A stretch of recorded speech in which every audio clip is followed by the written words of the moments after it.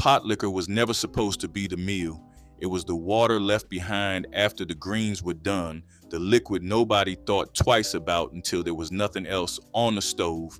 But in black kitchens across the South, that leftover water became the starting point for everything. A pot of greens, a skillet of cornbread, and whatever sat in the back of the pantry. That is how a family of 6 ate for a week on what most people threw away. Number 14 on this list combined leftover field peas and pot liquor into a soup that outfed the original meal. Number 11 made a hot meal from the part of the corn everyone else tossed in the yard. And number 7 turned sorghum and cornbread into a full supper that children remember decades later. The grocery store did not build this food. Hunger did, and memory kept it alive. Hit subscribe because this history deserves more than a footnote. Here are 25 forgotten meals Black families stretched from pot liquor and cornbread. Number 25, corn pone. Before there was cornbread, there was corn pone. Nothing but cornmeal, water, and salt, shaped by hand into an oval and baked on a grease board or the flat side of a hoe propped near the fire. No egg, no milk, no flour, no leavening. The bread came out dense, crumbly, and plain, and it held together just enough to sop up whatever liquid was on the plate. Corn pone was the bread of the field. Workers carried it wrapped in cloth because it did not fall apart in the heat. It traveled from the morning kitchen to the noon break without needing anything to keep it fresh. When supper came and the greens were cooked, the corn pone went into the pot liquor, and the bread that asked for nothing absorbed everything the pot had to give. The families who ate it did not call it a recipe. They called it what there was. Number 24, cornbread and buttermilk. A glass of cold buttermilk and a fistful of leftover cornbread made a meal that required nothing but a spoon and a bowl. You crumbled the bread into the glass, let it sit for a minute until the pieces softened but did not dissolve, and ate it standing at the counter or sitting on the porch after a long day. The tang of the buttermilk cut through the dry grain and turned yesterday's bread into something cool and filling. Children ate it before bed. Grown folks ate it instead of supper when the kitchen was too hot to light the stove again. Every household had buttermilk because it lasted longer than sweet milk and cost less. The combination was so common that nobody called it a recipe. It was just what you did with what was already sitting in the icebox. When store-bought buttermilk replaced the real thing, cultured from churning butter, the flavor changed enough that a whole generation stopped reaching for the glass. Number 23, pot liquor and rice. A cup of leftover rice dropped into a bowl of reheated pot liquor became a full meal in under 5 minutes. The rice soaked up the smoky, salted broth and swelled until the bowl looked twice as full as it had any right to. Families who grew rice or bought it in bulk always had a pot of cold rice sitting in the kitchen, and pot liquor was never thrown away, so the two came together out of pure availability. No seasoning needed. The pork fat and mineral-heavy greens broth did all the work. A piece of cornbread on the side turned it into a 2-course supper that asked for nothing from the store. In parts of the Low Country and the Gulf Coast, where rice was the daily grain instead of corn, this combination appeared on the table more often than greens and cornbread ever did. Number 22, pot liquor and sweet potato. When a few sweet potatoes sat in the bin and last night's pot liquor sat on the back of the stove, this meal built itself. You peeled the sweet potatoes, cut them into rough chunks, and dropped them into the reheated broth. They simmered until they went soft enough to break apart with a spoon, and the starch thickened the liquid into something closer to stew than soup. The sweetness of the potato played against the smoky, salted pork flavor, and a piece of cornbread on the side soaked up whatever pooled at the bottom of the bowl. Nothing in this meal came from the store. The potlikker was already made. The sweet potatoes grew in the yard. Together, they became a bowl that carried more substance than either one managed alone, and no one at the table needed to be told what it was. Number 21, potlikker soup with cornbread dumplings. Once the collard greens or turnip greens came out of the pot, the liquid stayed behind, loaded with vitamins and flavor from the pork and the greens. Families who had nothing else on the shelf took that potlikker, brought it back to a boil, and dropped in small balls of cornbread dough. The dumplings cooked right in the broth, soaking up the smoky, salty, green-tinged flavor. The result was a full soup made entirely from what was left over. No new ingredients needed. The potlikker was already there. The cornmeal was already in the cabinet. A pot of greens that was supposed to be a side dish just became the main course for a second night. That is how stretching worked. You did not throw anything away. You turned it into something else. Number 20, ash cakes. Before cast iron was common in every kitchen, cornmeal cakes were cooked directly in the ashes of a dying fire.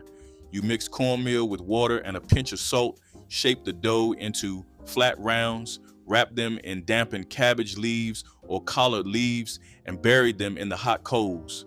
When you pulled them out and brushed off the ash, the outside was charred and crisp, and the inside was dense and slightly smoky in a way no skillet could reproduce.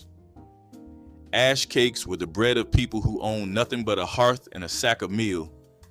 Field hands ate them at midday. Families without an oven made them nightly. The cabbage leaf kept the worst of the ash off, but nobody minded a little grit. You ate what the fire gave you. When cook stoves replaced open hearths, ash cakes disappeared in a single generation, and the particular flavor of bread cooked in embers went with them. Number 19, cornbread and onion gravy. When the meat was gone and the icebox held nothing but a bag of onions, a woman could still put supper on the table. She sliced the onions thin, dropped them into a skillet with whatever grease was left from the last meal, and let them cook low and slow until they went dark and soft and sweet.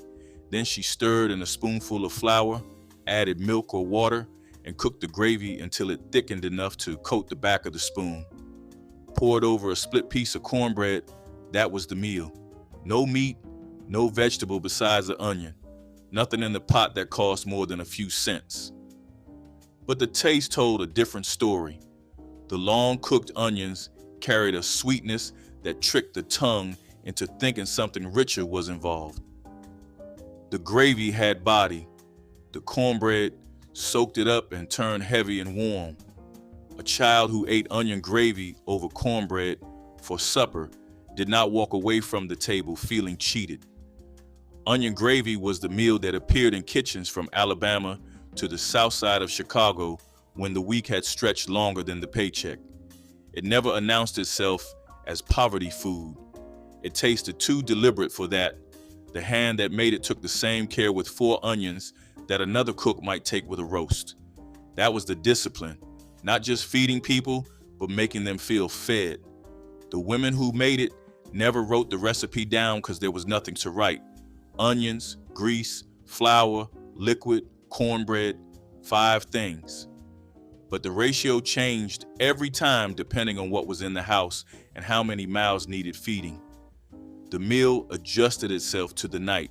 By the time a younger generation moved to cities where onion gravy appeared as a side item on a restaurant plate, the original version, the one that was the whole plate, had already slipped out of common memory. The dish survived in steakhouses. Its original purpose did not. Number 18, cornmeal gravy. When there was no flour in the house, cornmeal stepped in. A spoonful of bacon or ham drippings went into a hot skillet. Then a handful of cornmeal got stirred in until it toasted and turned golden.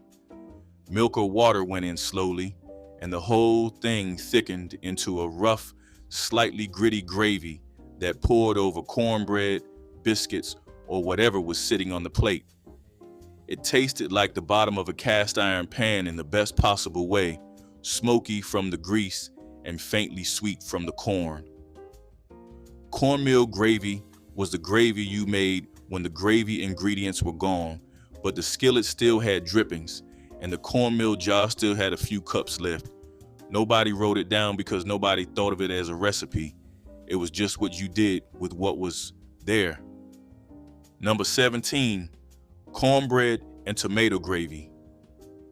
When a can of tomatoes and a spoonful of bacon grease sat on the shelf, tomato gravy happened.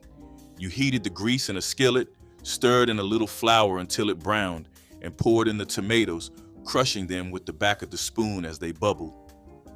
The gravy thickened into something tangy and rich, bright red and streaked with rendered fat. You ladled it over a slab of cornbread and ate it with a fork. The acid in the tomatoes cut through the heaviness of the grease, and the cornbread soaked up every drop. This was a meal that appeared in late summer when the garden was producing more tomatoes than anyone could eat fresh, and it reappeared in winter when canned tomatoes were all that remained. Some cooks added a sliced onion. Others cracked an egg into the skillet and let it poach in the gravy. The meal changed with what was available and never tasted the same way twice. Number 16, hoe cakes sopped in potlikker. A hoe cake was thinner than cornbread and cooked one at a time in a greased skillet. Nothing but cornmeal, water, and salt spread flat and fried until the edges browned. The cakes came out crisp on the outside and tender in the middle, and they went straight from the skillet into a bowl of warm potlikker.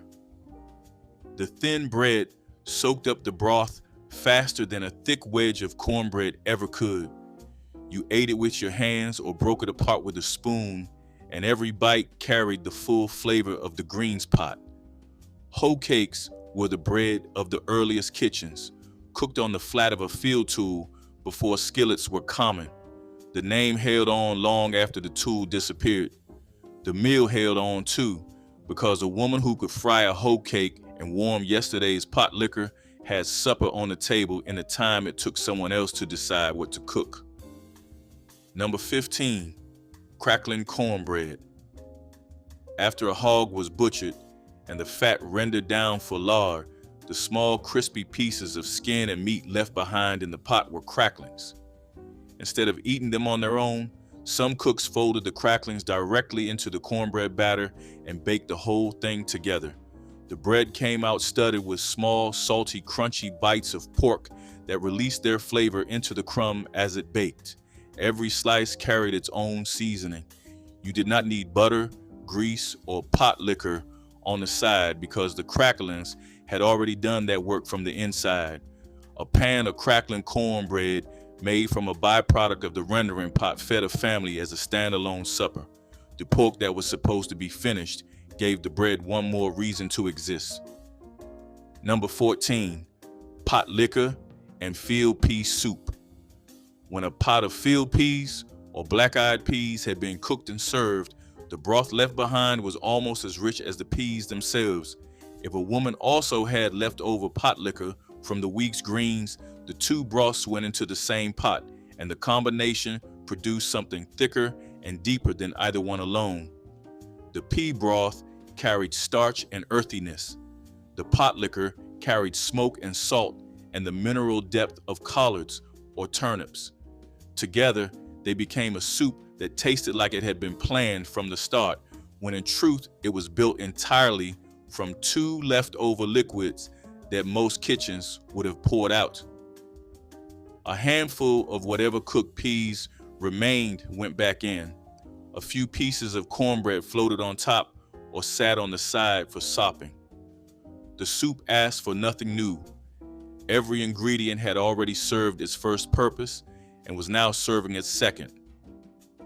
Field pea soup stretched the distance between one grocery run and the next in homes where that distance could be a week or longer. The peas were dried and stored from the summer harvest. The greens came from the garden or neighbor's surplus. The pork that flavored both pots was a single piece of smoked meat that had already traveled through 2 or 3 meals before its flavor ended up in this bowl. Church women in rural Alabama and Mississippi ladled this soup into jars and brought it to families after funerals because it traveled without spilling and reheated without losing anything. The jar came back empty and nobody asked for the recipe because every kitchen already had its own version. The difference between one woman's field pea soup and another's was not technique. It was which pot of leftover broth she had started with that morning. Number 13, egg and potlikker. When a family had 1 egg and a pot of leftover potlikker, this was the meal that appeared without being planned. You brought the broth to a simmer, cracked the egg into a cup, beat it loose, and poured it in slowly while stirring. The egg cooked in thin ribbons through the green liquid, turning what had been plain broth into something that looked and felt like a real soup. Cornbread crumbled over the top finished it. 1 egg stretched across 4 bowls because the potlikker did the heavy lifting. The egg was not the meal. It was the thing that made the broth feel like more than what it was. Families who kept a few hens used this trick every week, turning a single egg and a pot of leftover liquid into a supper that needed nothing else on the plate and left nothing in the pot. Number 12, crackling soup. After the hog was rendered for lard, the cracklings that stayed behind in the pot had a second life. Instead of folding them into bread, some cooks dropped them into a pot of potlikker and let them simmer until they softened and released their salt and smoke into the broth. A few wild onion tops or a pinch of dried pepper flakes went in alongside. The soup was richer than plain potlikker, thicker with small bites of pork skin floating through it. You ate it with cornbread and sometimes nothing else. The cracklings were free because they were a byproduct of the rendering. The potlikker was free because it was a leftover from the greens. The full meal that came out of combining those two things was built entirely from margins. Number 11, corn cob broth with cornmeal. After the corn was cut off the cob for frying or creaming, the stripped cobs went into a pot of water and boiled. The liquid that came off was sweet, faintly starchy, and carried more corn flavor than most people expected from something that looked like waste. You strained the cobs out, brought the broth back to a simmer, and stirred in cornmeal a spoonful at a time until the pot thickened into a porridge. Sweetened with a drizzle of molasses or served plain with a piece of cornbread on the side, it was a meal made entirely from the part of the corn everyone else threw away. The starch in the cobs released slowly during the boil, giving the broth the silky body that plain water never had. Families who grew their own corn knew this. The cobs were not trash. They were one more meal hiding inside something the rest of the world considered finished. Number 10, lard bread. A thick wedge of warm cornbread split open and spread with a generous layer of fresh rendered lard, a pinch of salt on top. That was breakfast in homes where the lard crock sat on the counter the way a butter dish sits in kitchens today. The lard melted into the hot cornbread and turned the crumb rich and slick. It tasted plain but deeply satisfying in a way that coated the mouth and stuck to the ribs for hours. Children ate lard bread before school and did not think about food again until the afternoon. It was the meal that needed no preparation beyond slicing what was already baked and spreading what was already rendered. 2 things that were always in the house combined into a breakfast that never let a child leave hungry. Number 9, cornbread and sardines. A small tin of sardines cost next to nothing at the store, and it lasted on the shelf until someone needed it. You opened the can, laid the fish across a piece of cornbread, and ate it cold or warmed it for a minute in the oven. The oil from the sardines soaked into the bread the same way Potlikker did, and the salt and smoke of the fish turned a plain piece of cornbread into a plate that carried enough protein to hold a working person through the evening. Sardines were the only store-bought ingredient on this list that appeared regularly because they were cheap enough to justify and they kept without refrigeration. A woman who had cornbread in the house and a tin of sardines in the cabinet had supper covered without lighting a burner. The meal traveled too. Wrapped in paper, it went to the job site and the schoolyard and came back as nothing but crumbs. Number 8, dandelion greens in Potlikker. The dandelions that grew along fence rows and in the corners of the yard were not weeds to the people who picked them. They were the first greens of spring, available weeks before the garden produced anything worth cutting. The young leaves, gathered before the plant sent up its flower stalk, were tender and slightly bitter, and they cooked down the same way collards or turnip greens did. A pot of leftover Potlikker from the week's greens was the natural home for them. The dandelions went into the reheated broth and simmered until they wilted and gave up their bite. A splash of vinegar balanced what remained, and the Potlikker, already heavy with pork and mineral flavor from the first batch of greens, needed no other seasoning. The meal cost nothing because the greens grew without planting and the broth was already made.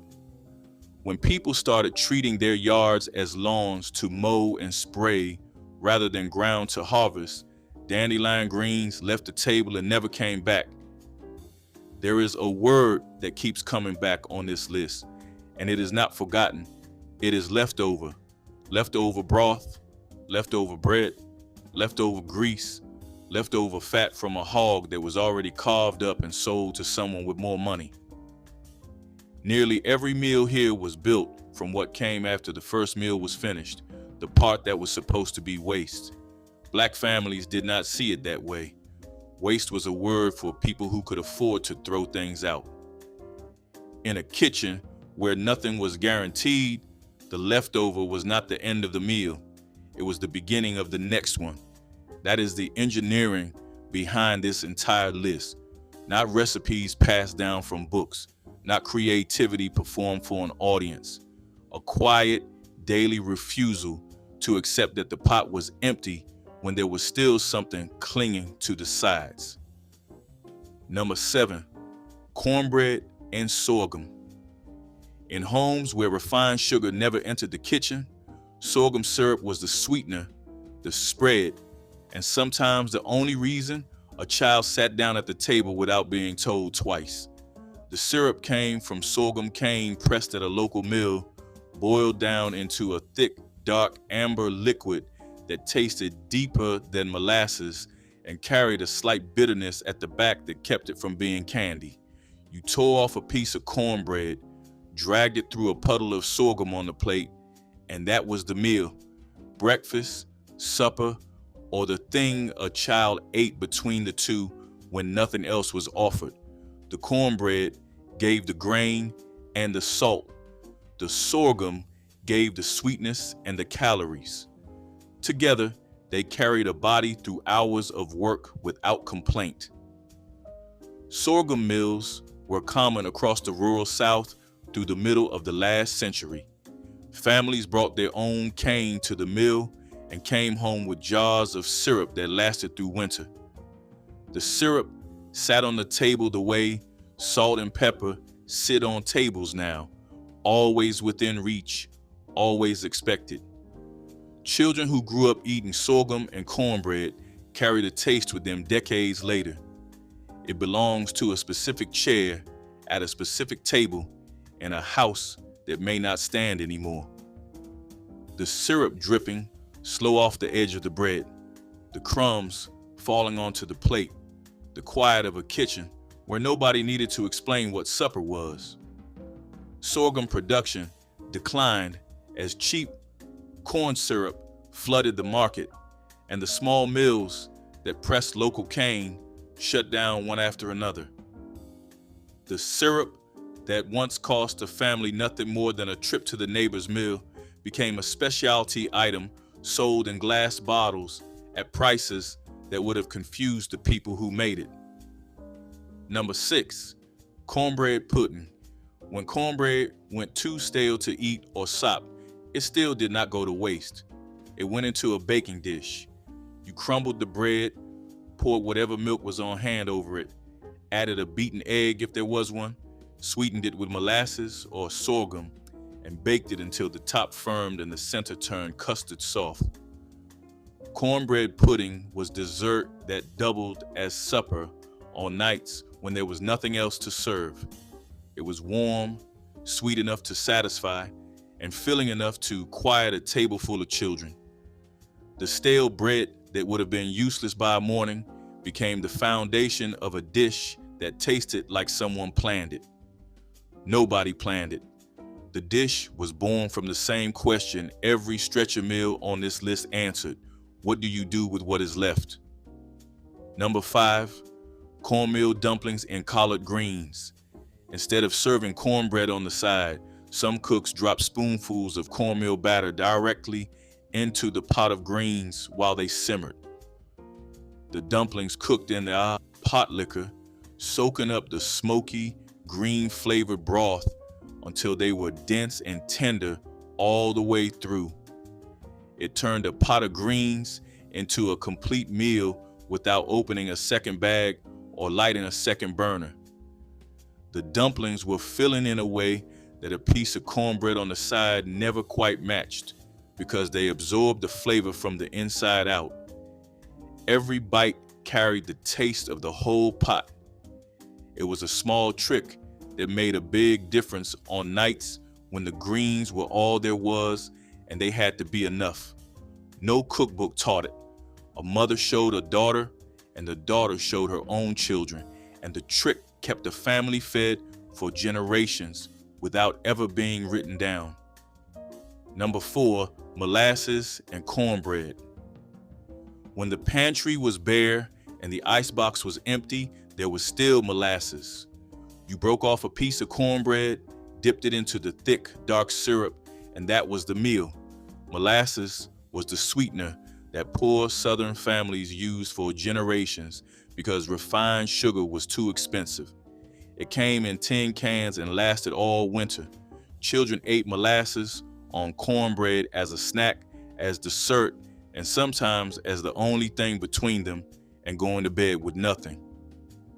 The dark, bittersweet taste of blackstrap molasses paired with the salty grain of the cornbread in a way that did not need explaining. It was simple in a way that makes people uncomfortable now, because it reveals how close to the edge some families lived. But the children who ate it remember the sweetness, not the poverty. Number 3, bone broth with cornbread sops. Marrow bones and knuckle bones, the parts the butcher could barely sell, went into a pot of water and boiled for hours. The collagen and the fat inside the bones dissolved slowly into the liquid, turning the water cloudy and rich. You skimmed it, salted it, and served it in bowls with chunks of cornbread dropped in to soak. The cornbread sops swelled in the hot broth and turned into something between bread and a dumpling, dense and savory and full of whatever the bones had given up. A single batch of bones produced enough broth for 2 or 3 nights of supper. The cornbread stretched it further. Each bowl felt heavier than it had any right to, because the bones gave everything up slowly and the bread caught every last drop of it. Number 2, cornmeal gruel. When the cornmeal was running low and there was not enough to bake a full pan of bread, the last of it went into a pot of water and cooked into a thin porridge. Thinner than mush, barely thick enough to cling to the spoon, cornmeal gruel was the meal that appeared when stretching had reached its limit. A spoonful of potlikker stirred and gave it flavor. A drizzle of sorghum gave it enough sweetness to swallow without wincing. Some families fed it to the youngest children first, because it went down easy and sat gently in a small stomach. It was not a recipe anyone was proud of. It was the proof that a handful of cornmeal and a pot of water could still keep a family from going to bed empty. Cornmeal gruel sat at the bottom of the kitchen's hierarchy, the meal below the meal, the thing you made when the cornbread itself was no longer possible, but it kept people alive, and the women who made it did not apologize for it. They served it warm, and they served it on time, and the children who ate it remember the bowl more than they remember what was in it.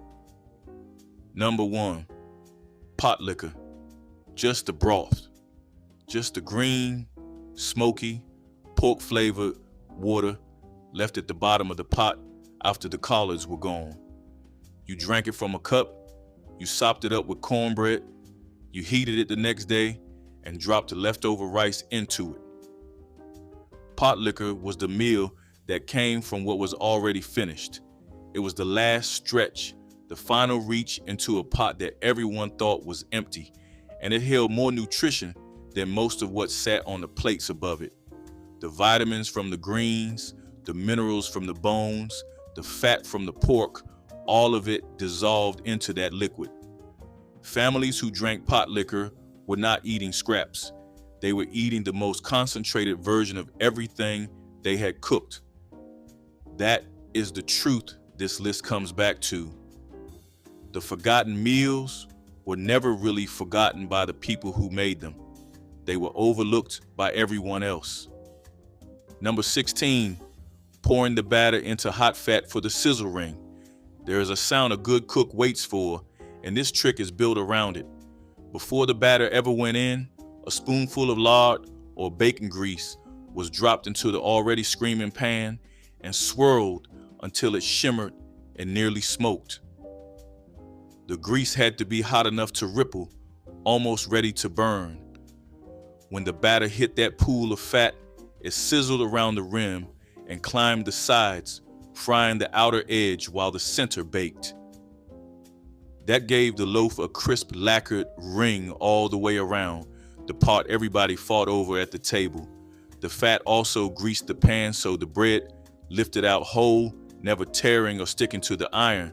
Skip this step and the batter just sat there, soaking instead of searing, and the edges came out soft and pale. The hot fat pour was the difference between plain cornbread and the kind people remembered. It cost almost nothing, just a spoon of grease and a little nerve to let the pan get that hot. Drop the fat in first and listen for the sizzle before you pour. Number 17, sardines and saltine crackers. A tin of sardines packed in oil sat in the pantry for months and cost less than a loaf of bread. A boarding house cook opened the tin, laid the small silver fish out on a plate beside a stack of saltine crackers, and set it on the table with a bottle of hot sauce and a few slices of raw onion. There was no cooking involved. Sardines and crackers were the meal that appeared when the stove was cold and the cook was done for the day. Late shift boarders coming home after midnight found the tin and the crackers waiting on the counter. The oil in the tin soaked into the crackers, and the hot sauce burned through the salt. It was a meal built entirely from shelf-stable goods that required nothing but a key to open the can. Number 25, neckbones and okra. Okra grew wild in southern gardens every summer, shooting up so fast that a missed day of picking meant woody, tough pods. But young okra, sliced thin and dropped into a pot of neckbones that had been going since morning, did something no other vegetable could. It thickened the broth on its own.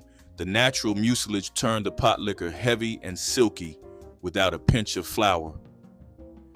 Families across Alabama and the Mississippi Delta cooked this from June straight through September, when okra came in faster than anyone could use it fresh.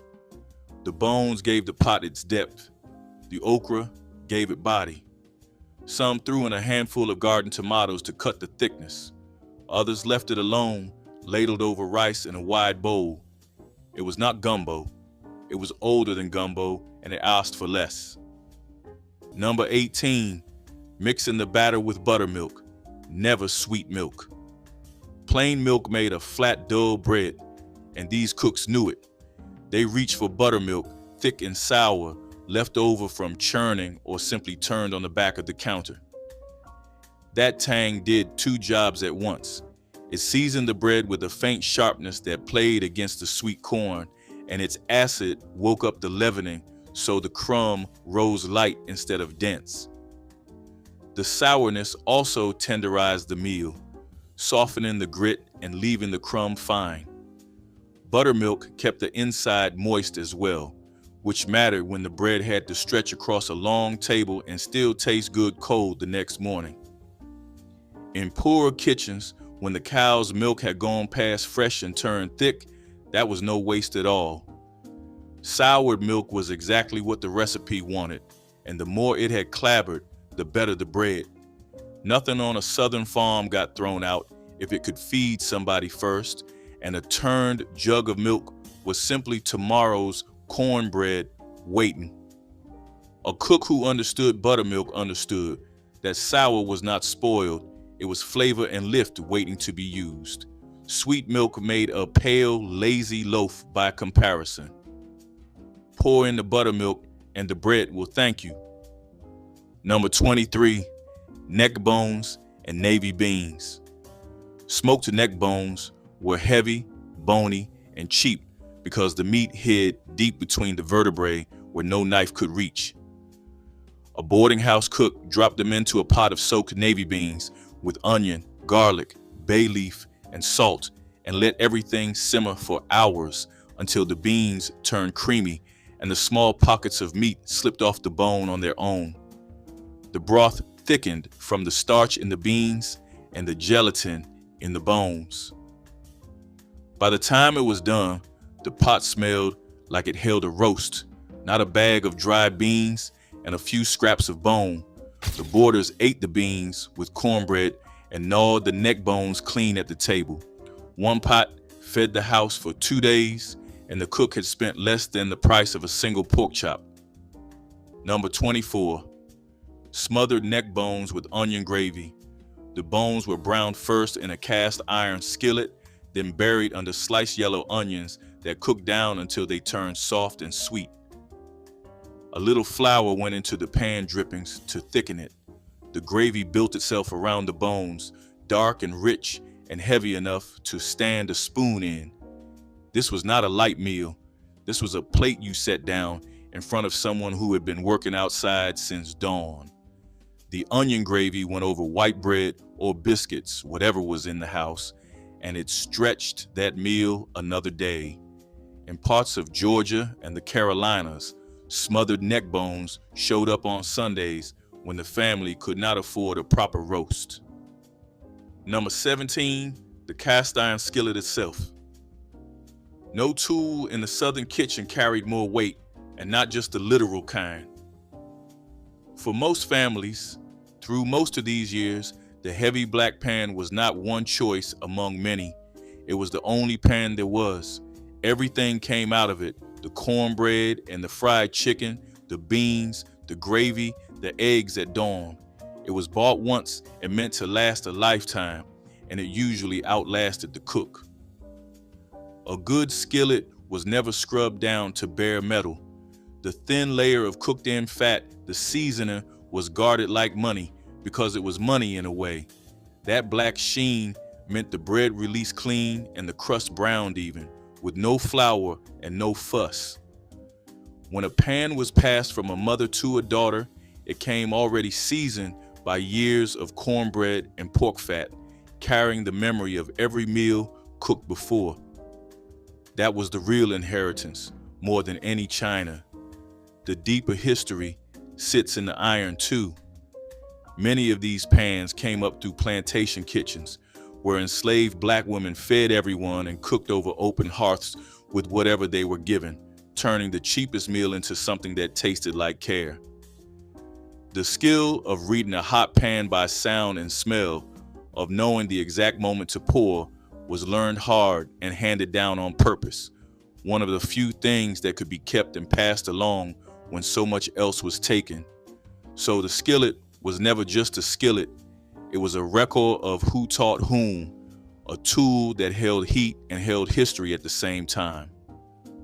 A grandmother's pan was her signature, and the cornbread it made was proof the lesson had been received. Treat the iron with respect and it will outlast you too. Number 18, Brunswick stew. This was a community pot.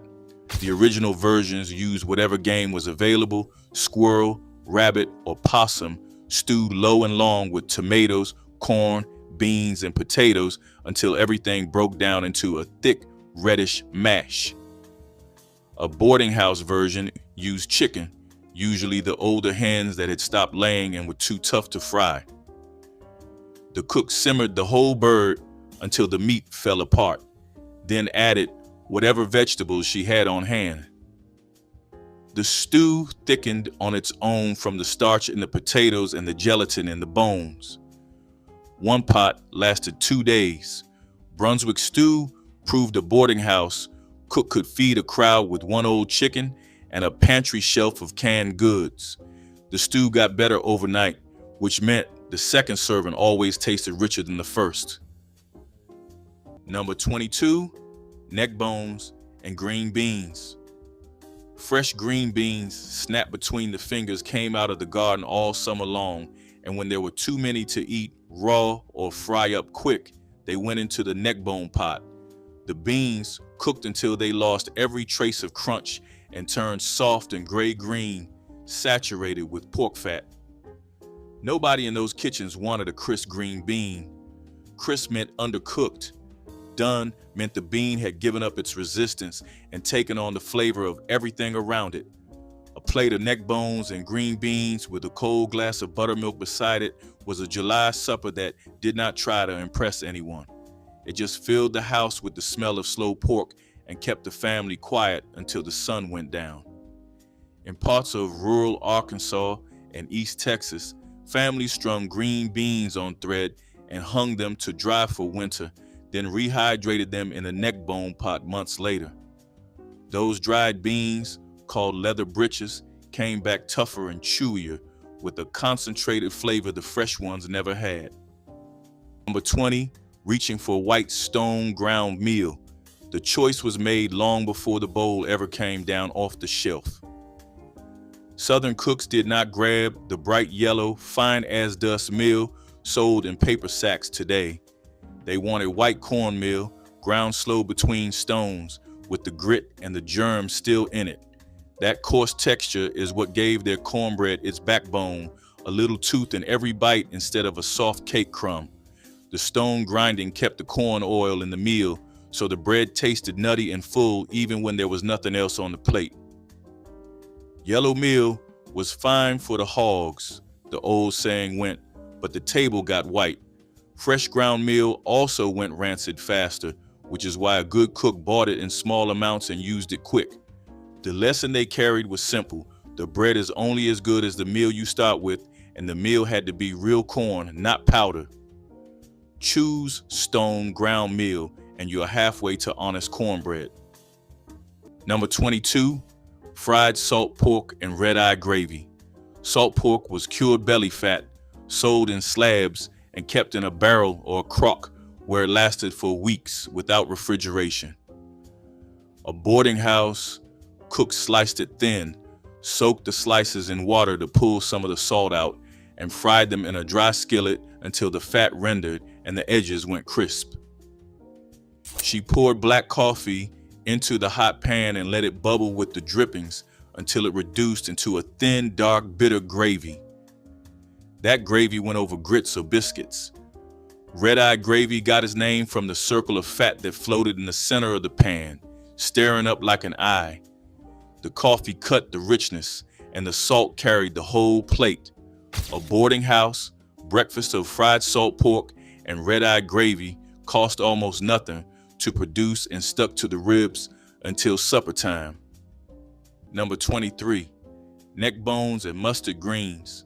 Mustard greens had a bite that no other green in the garden could match. Raw, they burned the back of the tongue. Cooked low in a pot of neck bones for 2 hours, that burn softened into a peppery warmth that cut clean through the richness of the pork.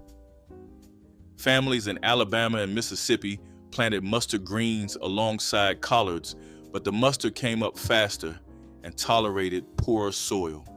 The leaves were thinner, more ragged, and they shrank down to almost nothing in the pot, which meant you needed a bigger armload to fill a bowl.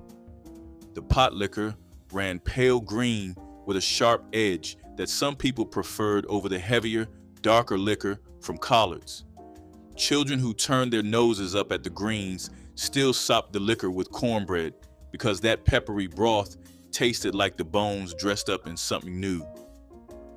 This was a weeknight pot that asked for nothing but time, a handful of greens, and whatever neck bones the butcher had left. Number 14, stirring a spoon of bacon drippings into the batter. The grease jar by the stove was not waste, it was seasoning, and a smart cook borrowed from it twice. Besides the fat that went in the pan, a spoonful of warm bacon drippings got stirred right into the batter itself. That carried the smoke and salt of the pork all the way through the bread, so every crumb tasted of the kitchen, not just the crust. It also kept the inside rich and moist, standing in for the butter and oil that money could not always buy. The drippings tin lived right beside the stove, filled a little more after every breakfast, and it was treasure in a poor kitchen. Nothing on that farm went to waste, and the grease saved from morning paid off again at supper. The fat coated the cornmeal, too, which kept the bread from drying out hard and crumbly the next day. A bread made this way needed no butter at all, though it surely got it anyway when there was some to spare. It is a small habit that turned a thin bread into a filling one. Spoon the warm drippings into the batter, and the whole loaf carries the flavor. Number 19, liver and onions. Beef liver was one of the cheapest cuts at the butcher counter because most customers passed it without a second glance. A boarding house cook soaked the slices in milk or buttermilk to pull the bitterness out, then dredged them in seasoned flour and fried them in a hot skillet until the outside turned crisp and the center stayed just barely pink. A pile of sliced onions went into the same pan after the liver came out, cooked slow until they turned soft and golden. The onions went on top. Liver and onions showed up mid-week when the real cuts of meat were gone. A pound of liver fed more plates than a pound of anything else the cook could buy, and the onion gravy in the pan made even the boarders who did not love liver clean their plates. Number 21, neck bone and potato stew. Potatoes were the great stretcher. When the neck bones alone were not enough to fill the table, you cut up 4 or 5 russet potatoes and dropped them into the pot. They soaked up the broth and broke down at the edges, thickening everything into something closer to a stew than a soup. Families who had moved north to Chicago and Detroit during the Great Migration kept this meal alive in cramped apartment kitchens. The pot was smaller, but the method was the same. You browned the bones, covered them with water, seasoned them, and waited. The potatoes went in during the last hour. When they were soft enough to mash against the side of the pot with a wooden spoon, dinner was ready. Number 19, screaming the skillet hot before the batter goes in. This is the one trick that separated their cornbread from everyone else's, and it started with patience. The greased iron pan went into the oven empty or sat over the open flame until it was almost smoking. Cooks listened for it, and they watched it, looking for the first thin wisp of smoke off the grease. When a drop of batter hit that surface and hissed like water on a stove lid, the pan was ready, and not 1 second before. Only then did the rest of the batter go in, and the whole bowl would crackle and spit the moment it touched the metal. That violent first contact set the crust instantly before the inside ever began to cook. The bottom seared and sealed itself in the time it took to set the bowl down. The result was an edge so crisp it cracked like glass when you cut it, golden brown all the way around, while the middle stayed tender and steamed soft. A cold pan gave you pale, greasy bread that stuck and stewed in its own moisture instead of searing.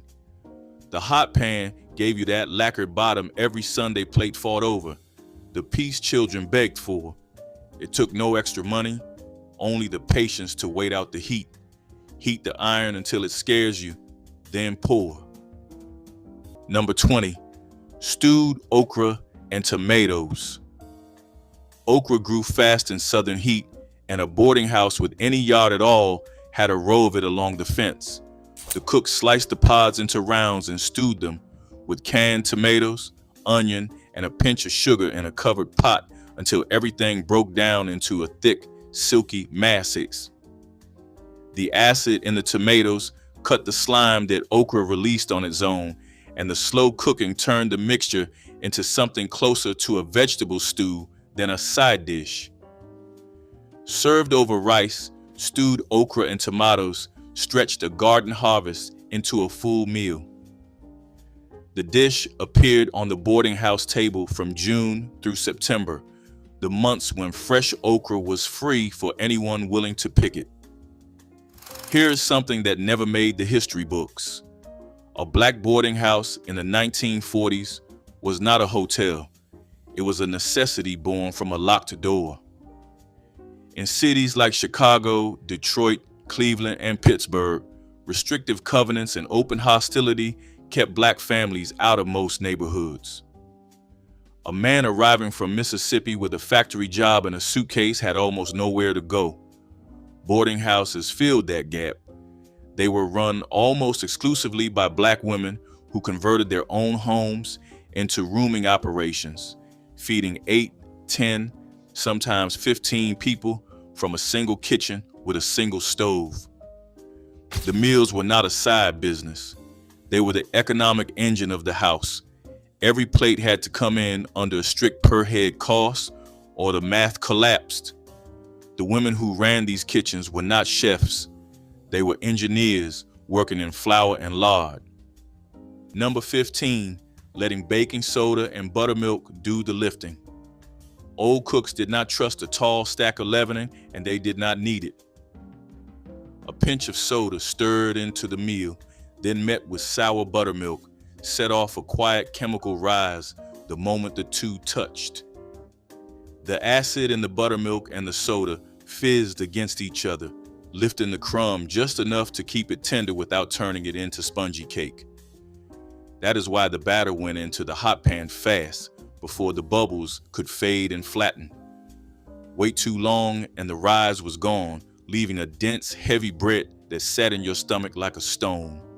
Some hands used a little baking powder too, but the buttermilk and soda pairing was the older way, learned back when store leavening was dear, and a careful cook stretched every spoonful she had.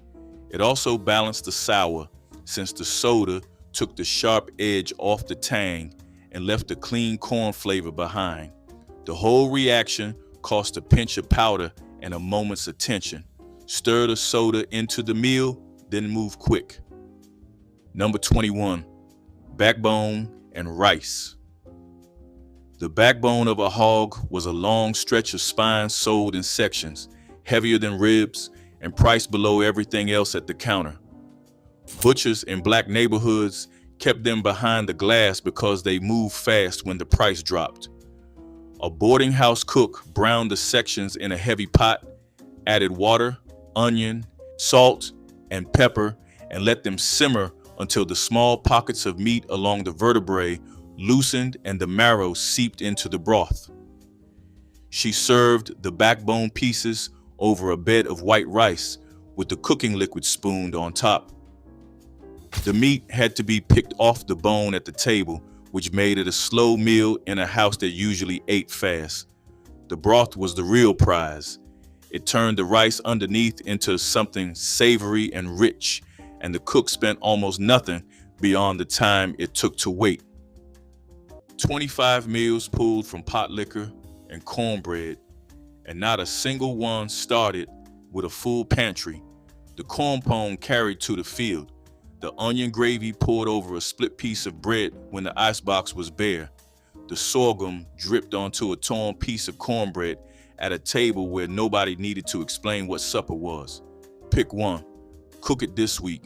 See what it feels like to make something that held a family together with nothing but cornmeal and the water at the bottom of a greens pot. Drop the one your people stretched the furthest in the comments. And share this with someone who still remembers what that kitchen smelled like.